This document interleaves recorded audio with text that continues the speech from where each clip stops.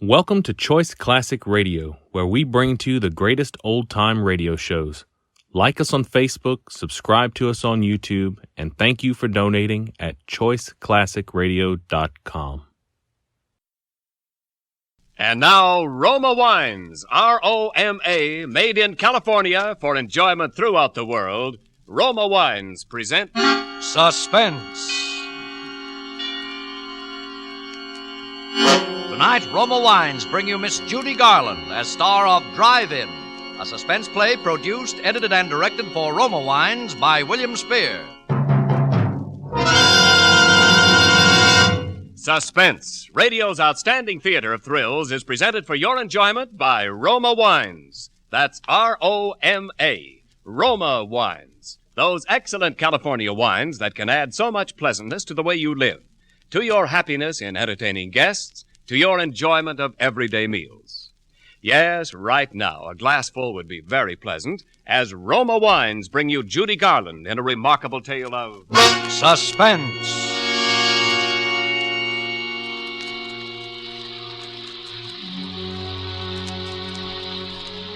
I wish I hadn't let Ruth talk me into serving that last car that came into the drive-in that rainy night. It was late and I was tired.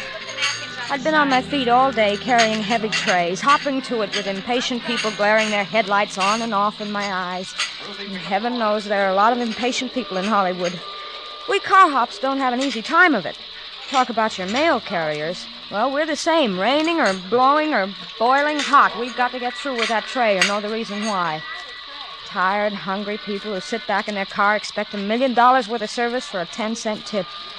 Why do we do it? Sure, there are other ways of making a living in Hollywood, but not many that hold that glittering promise that maybe someday, somehow, maybe someone will say, Why, that girl looks like Lana Turner. Yes, at least her hair's done up that way. I think I could use her, Rennie. The musical version of the Forsyth Saga. Oh, she'd be great in color. I think I'll ask her to come out to the studio. Yes, I know. maybe it doesn't happen often, but there's always the chance. And there's always that hope. That's what keeps us going, I guess.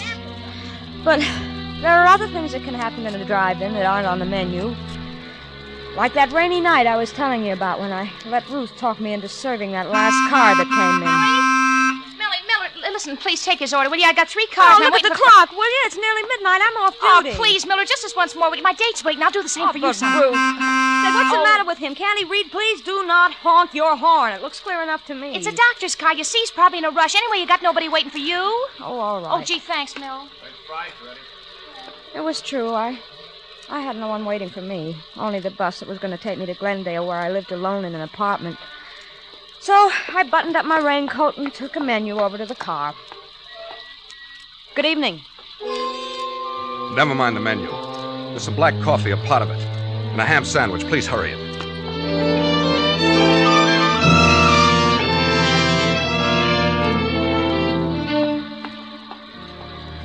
When I took his order over to the car, the window was rolled up a little too far, and it interfered with the tray, so I reached in to wind it down.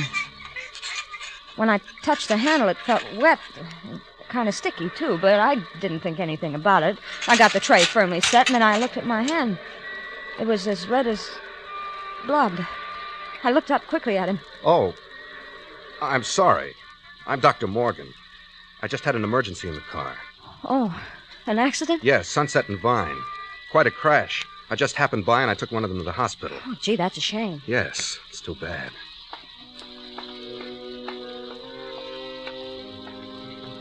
I walked back trying to wipe the blood from my hand with a paper napkin. It gave me a creepy feeling to have somebody's blood on my hand. Then I went in to wash. I was trying to keep close track of the time, and I was a little worried for fear the big drive-in clock wasn't right. It sometimes ran slow. So I took a coin from my apron pocket. I figured it was worth a nickel not to miss that last bus to Glendale. I walked over to the payphone, and I was about to drop the nickel in when I looked out, and he was leaning on the horn and beckoning to me at the same time. I put the nickel back in my pocket and hurried out to him. I'm sorry, but I'm in a hurry. I haven't time for this coffee to cool off. I'll take the sandwich with me. How much do I owe you? Well, that'll be 42 cents. Oh, here you are. Thank you. I hope I didn't interrupt your phone call. Wasn't important, was it? No, I was just checking on the time. I don't want to miss my bus. There was a clock right over your head. Well, that's usually wrong. Well, I have the time. It's about 4 minutes to 12. Oh, I'm going to miss my bus. What time does it leave? At midnight from Hollywood and La Brea. Well, hop in. I'll take you. I'm going right past there. Oh, would you? I'll take the tray and I'll be right back. I might still be able to make it. Okay. In my hurry to unhook the tray from the window, I gave it a jerk and it fell crashing to the ground. Oh, dear. Ruth? Yeah? Look, help me with these things, will you? I'm going to miss my bus. Go ahead, Mildred. I'll get it. We picked the things up quickly, and Ruth went off with the tray. I started to run around the other side of the car when I noticed something shining on the ground. It was one of the shakers that had fallen from the tray. I picked it up and started toward the driveway. Why don't you just put that in your pocket? You can return it tomorrow. Come on, you're going to miss your bus. I put the shaker in my apron pocket, and I rushed over to the other side of the car. He opened the door for me, and I was just about to get in when I hesitated. I wasn't used to doing this kind of thing. The other girls sometimes let their customers drive them home, but I never did. Still, he looked so decent, and Come on. You'll miss it. Then he reached out, as if to help me in, and I felt that he was really concerned about my missing the bus, because he seemed to pull me into the car.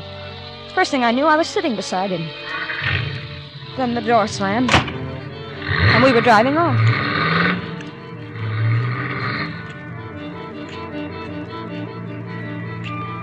I was a little uneasy, but then I thought it's only a few blocks. I won't be in the car long.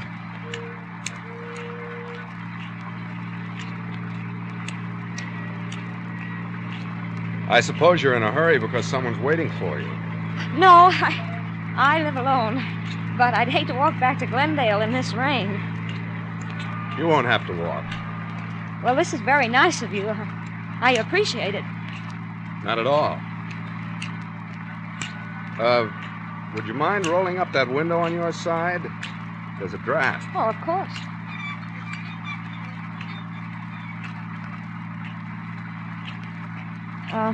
You can let me off at that corner over there. All right. Mm-hmm. Anywhere along here will be all right. This is fine. Right over there by the stop sign. Wait a minute, you're going through the stop signal. Am I? Yes, but I'll get off over there by the other one. My bus! You're turning the wrong way. Am I? Yes, this goes up to Laurel Canyon. Does it? Let me out of here.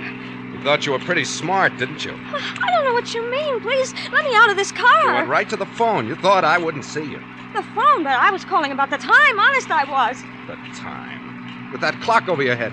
But that clock's wrong sometimes. Besides, who would I call? Why should I call anyone about you? You were calling the police. No, honest, I wasn't. Let me out of this car. We were going to catch a bus. You were going straight to the police. That's where you were going. But why? Why should I go to the police? You know why. No, really, I don't. Because you saw it. You saw his blood. No, you don't. There. You won't need to try to open that door again. Now we'll be getting along.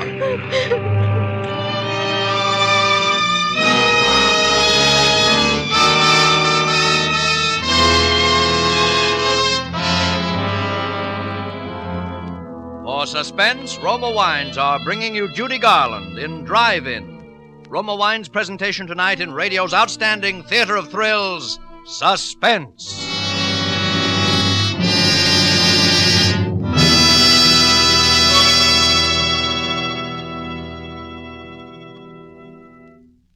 Between the acts of Suspense, this is Ken Niles for Roma Wines. 1 week from tonight, Thanksgiving dinner will be gone, but not forgotten. Not if your turkey shares the festive table with Grand Estate California wines. Before the feast, treat your guests to Grand Estate Medium Sherry, delicious with hors d'oeuvres. Let Grand Estate Burgundy or Sauterne bring out the full flavor of your holiday dinner. With dessert, enjoy Grand Estate Ruby Port or Golden Muscatel. Among the discriminating, Grand Estate wines are famed for brilliant clarity, full fragrance, and mellow taste. Unlimited bottling by Roma Vintners, each Grand Estate wine is born of choicest grapes, guided to glorious taste richness by Roma Vintners' patient skill, necessary time, and America's finest winemaking resources. Enrich your Thanksgiving with Grand Estate wines, presented by Roma, America's greatest winemaker. Save at present low prices. Tomorrow, buy a case of Grand Estate wines for the holidays. And now, Roma Wines bring back to our Hollywood soundstage Judy Garland as Mildred, with Raymond E. Lewis as the man in Drive-In. A tale well calculated to keep you in suspense.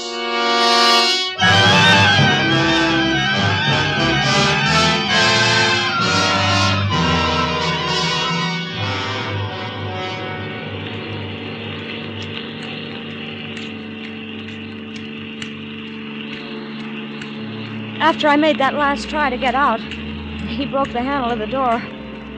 All the strength seemed to go out of my body. I just sat there as we drove on. We passed a few people and some cars in the next blocks, and I thought of calling out, but then I knew why he'd asked me to roll up the window when I'd first gotten into the car. Then we were at the mouth of the canyon, and I could see the road, dark and lonely up ahead. The car twisted and swerved. My arm ached from his strong fingers that had dug into it when I tried to jump out. I looked at him from the corner of my eye. He hadn't seemed like a criminal back at the drive-in, and he didn't seem like one now. His jaw was black from needing a shave. Still, his face, well, it wasn't like a criminal's at all. It was so tired. Quit staring at me. Oh, look, I didn't know anything about you. Honest, I didn't. Please let me go. You know something about me now. Well, I won't tell anybody. Whatever it is, I promise I won't. A woman's promises.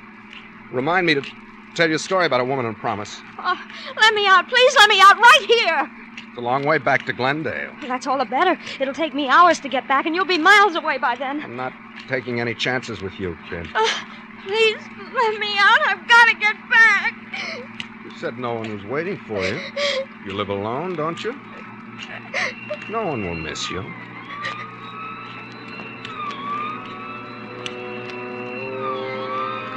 We both heard the siren then. He looked quickly in the rear vision mirror. Then he took a gun from his pocket and he turned to me. If that's for us and we're stopped, remember just this. I've used this gun before tonight and I can use it again if I have to. If I'm taking, you'll go first. Now listen. I'm a doctor and you're a nurse. We're headed for an emergency. If you want to live, you won't try to pull anything.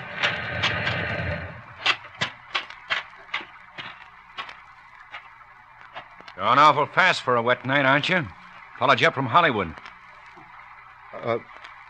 I'm Dr. Morgan, officer. This is Nurse Johnson, emergency call. Let's see your identification. He fumbled through his pockets with one hand, holding the gun in my ribs with the other. The motorcycle cop looked over at me. I thought for a moment I could signal him with my eyes. But then I knew he wasn't looking at my face. He was looking down at my white starched blouse, which you could see under my raincoat. He thought it was a nurse's uniform. Ah, here you are. Okay, Doc. Sorry I stopped you.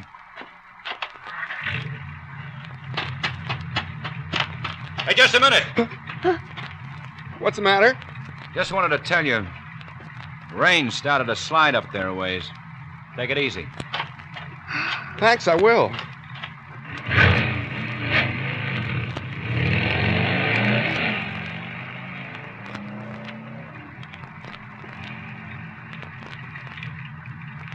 You're not Dr. Morgan, are you?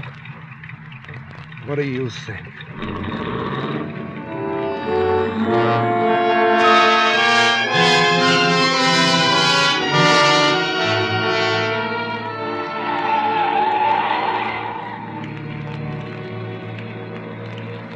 Then we came on the landslide. It wasn't a big one, but it had made a terrible mess of the road.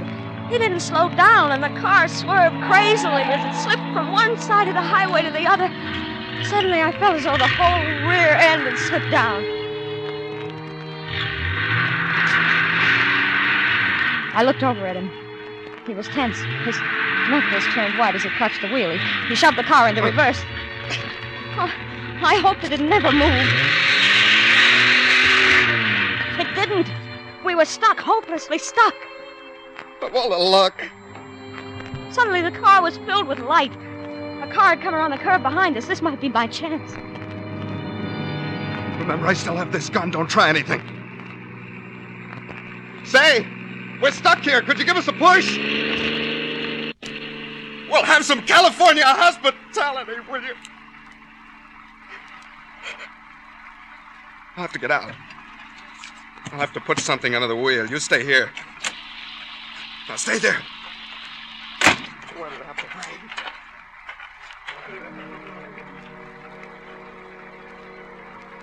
There were some bushes by the side of the road. If I could reach them, I could perhaps run up the side of the hill and hide. And then in the morning, make my way back down the canyon. I carefully turned the handle of the door. I could see him in the mirror. He was at the back of the car. I eased the door gently open, put one foot out. I was just sliding out when I heard him. You're not going anyplace. Come here, give me that raincoat. Why? I need something dry to stuff under this wheel. But I... You won't be needing it. Come on. He practically ripped it off my back. He wound it into a ball and bending down, he stuffed it under the wheel. The gun. Stuck out of his back pocket. If I could get it, if I could lay my hands on it. I held my breath. I reached out. It seemed so far, but I finally touched it. Then I snatched it from his pocket swiftly. Give me that gun. I'm going. You can't stop me now. Can't I? No. You stay right where you are. I won't hurt you. All I want to do is get home. I'm going, but if you follow me, You'll what? I'll kill you. I don't think you will. Yes, I will. You think I'm afraid? Aren't you? No. I don't care what happens to you. You're a murderer. You killed somebody. I thought you didn't know anything about me. I didn't, but I do now, and I'm going to tell the police. You stay where you are.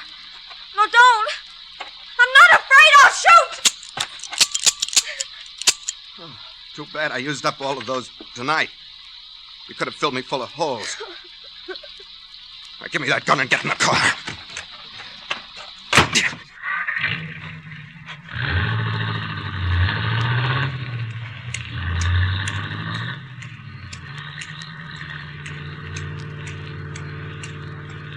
Are you going to kill me?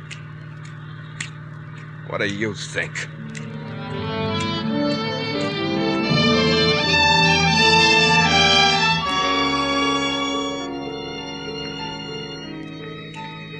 We were nearing the top of the canyon now. The road was very steep. The rain had let up. It was just drizzling now. Even though he hadn't answered my question, I knew the answer. He was going to kill me.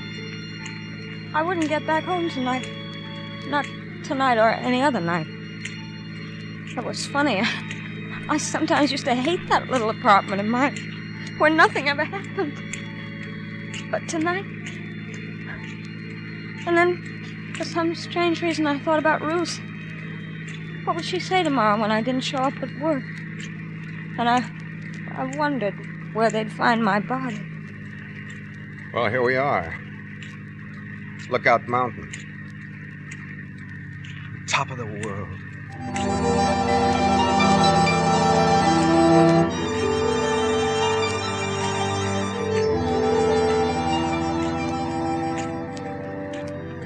Suddenly we came over the crest of the hill, and way down below the city stretched out for miles. Millions of lights glittering in the rain. For a moment I forgot everything. It was the most beautiful sight I'd ever seen. Ever been up here before? No. Nice, isn't it? Yes.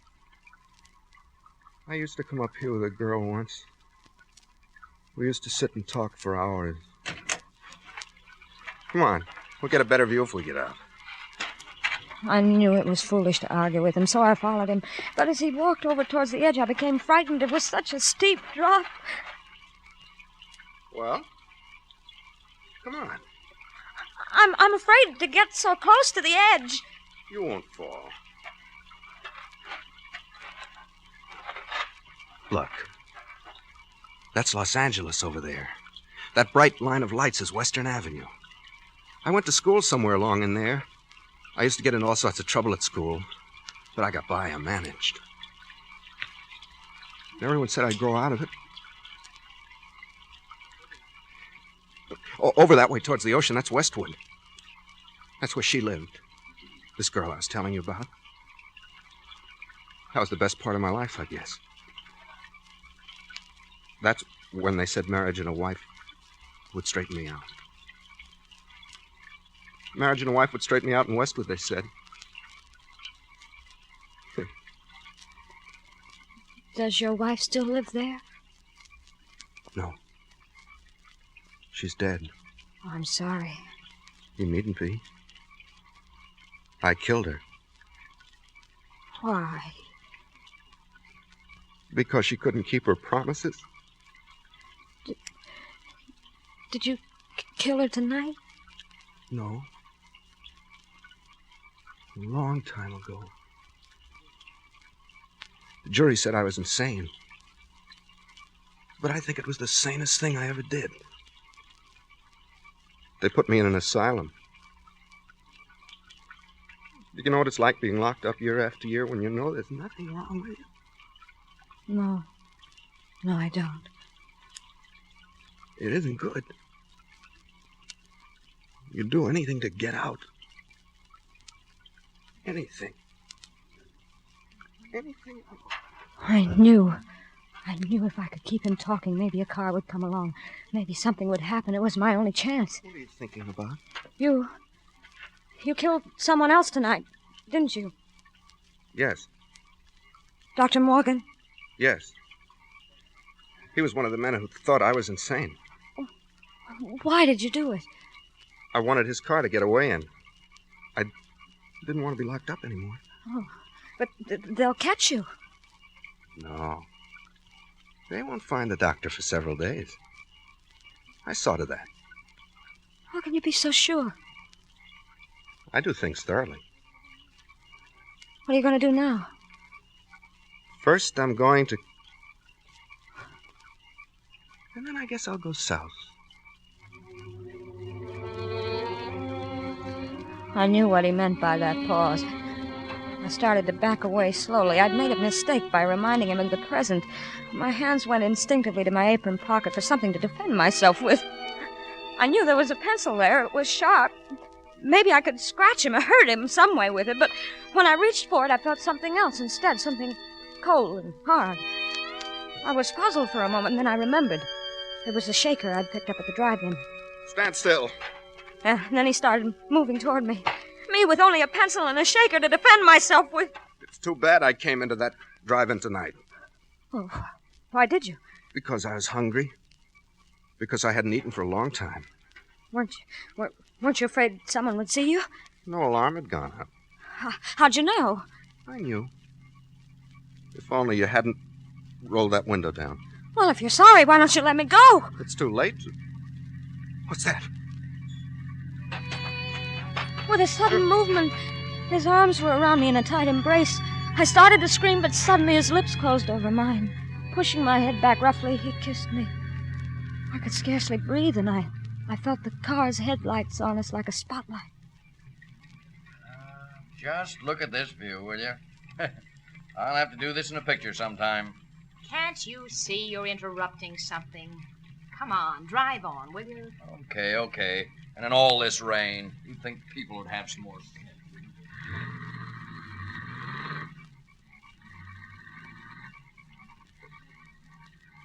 He held me a moment longer, and when the car had gone, he released me. My pencil had fallen to the ground, and I was left with only the shaker in my hand. I fingered it nervously, and then I felt the top coming off. I felt the contents spilling in my hand. What have you got in your hand? Nothing. Give it to me. No! Give it to me! He grabbed my wrist and pulled me toward him. We were moving to the edge of the cliff, but my other hand was free, and I threw the contents of the shaker into his face. His hands flew to his face in an effort to clear his eyes, but I knew it was too late. The pepper had blinded him. He lunged out for me, but I stepped aside quickly, and he slipped in the mud. His hands went out to steady himself. He clawed frantically at thin air. And then I saw him falling over backwards, over the edge.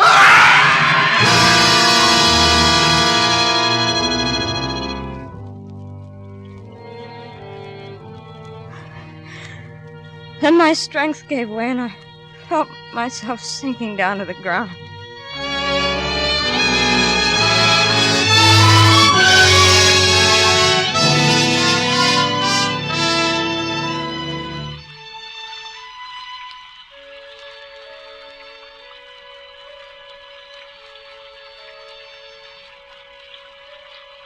I don't know how long I must have been there, but when I came to, it was raining again. I was soaked to the skin, and there was mud caked in my hair. There was no one in sight. The lights of Los Angeles stretched out in a pattern peacefully below. And I knew that somewhere at the foot of those hills was Glendale, and my apartment. I rose slowly to my feet, and I started back toward the road. Somehow, everything that had happened seemed unreal, like a dream. Everything but the way he kissed me, to keep me from crying out.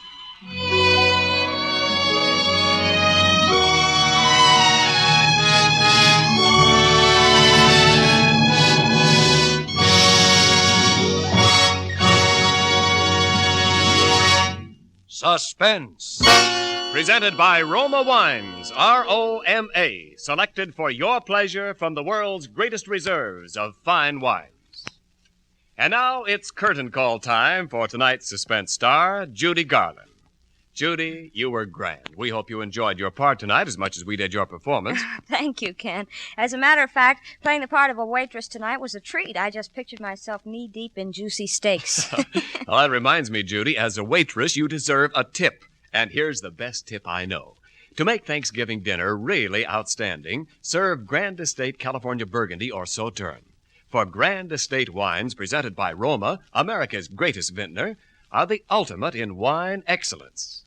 Yes, the brilliant clarity, full fragrance, and mellow taste of Grand Estate wines please the most discriminating guests. Well, I know that my guests would agree with you. And, Judy, there's a reason Grand Estate Burgundy and Sauterne are distinctively better. Because for Grand Estate wines, Roma selects only the choicest grapes. Then the priceless skill of Roma master vintners, necessary time, and America's finest winemaking resources guide this choice grape treasure to rich taste luxury. So, remember, when you serve Grand Estate wines, you serve the finest, the crowning achievement of vintner skill. Well, that's a real tip, Ken. And so you can follow it, Judy. Here, with Roma's compliments, is your gift basket of Grand Estate wine. Well, thank you. And while I'm giving out thanks, let me give a great big portion with love and kisses to my great and good friend Bill Spear for his magical direction, and to Raymond Lewis for playing the man so wonderfully. Well, thanks to you, Judy, and to Metro-Goldwyn-Mayer, producers of The Yearling, for their cooperation in making you available to us tonight. Next week, we'll have Chester Morris as star of Suspense. Oh, he's one of my favorite actors. I won't miss it. Good night. Tonight's suspense play was written by Mel Donnelly and Muriel Roy Bolton. Next Thursday, same time, you will hear Chester Morris as star of Suspense. Presented by the Roma Wine Company of Fresno, California.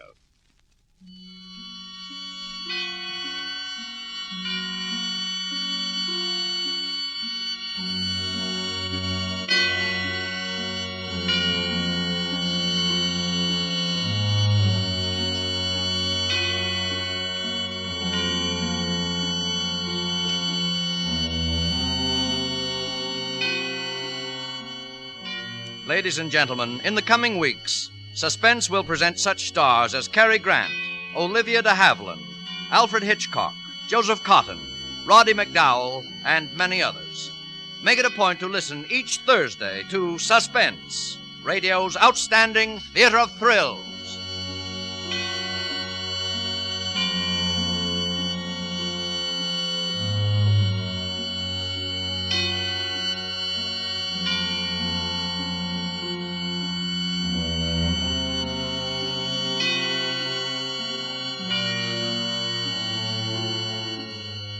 Suspense is broadcast from coast to coast and to our men and women overseas by shortwave and through the worldwide facilities of the Armed Forces Radio Service. This is CBS, the Columbia Broadcasting System.